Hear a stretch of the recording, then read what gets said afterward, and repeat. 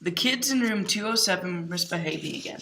Spitballs stuck to the ceiling, paper planes whizzed through the air.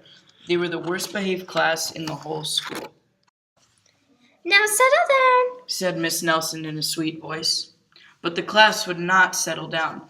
They whispered and giggled, they squirmed and made faces. They were even rude during story hour, and they always refused to do their lessons. "Something will have to be done," said Miss Nelson. The next morning, Miss Nelson did not come to school. "Wow!" yelled the kids. Now we can really act up. They began to make more spitballs and paper airplanes. "Today, let's just be terrible," they said. "Not so fast," hissed an unpleasant voice.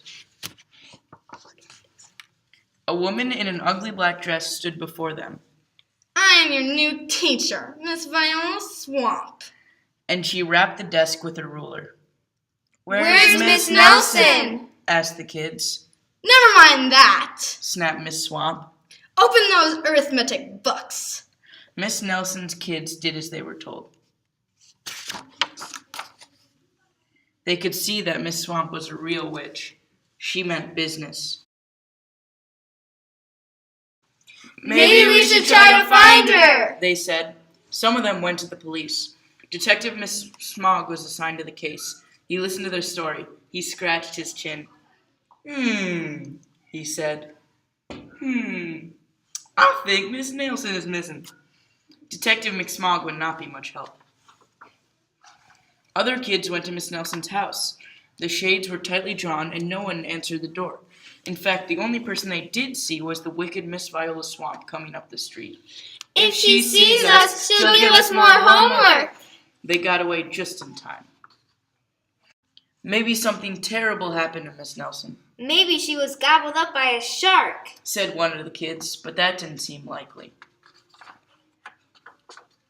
"Maybe Miss Nelson went to Mars," said another kid, but that didn't seem likely either. "I know," exclaimed one know-it-all.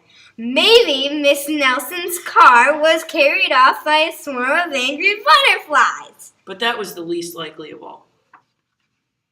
The kids in room 207 became very discouraged. It seemed that Miss Nelson was never coming back, and they would be stuck with Miss Viola Swamp forever. They heard footsteps in the hall. Here comes the witch, they whispered. "Hello, children," someone said in a sweet voice. It was Miss Nelson. "Did you miss me?" she asked. We certainly did," cried all the kids. "Where were you?" "That's my little secret," said Miss Nelson. "How about a story hour?" "Oh, yes!" cried the kids. Miss Nelson noticed that during story hour, no one was rude or silly. "What brought about this lovely change?" she asked. That's our little secret," said the kids. Back home, Miss Nelson took off her coat and hung it in the closet, right next to an ugly black dress.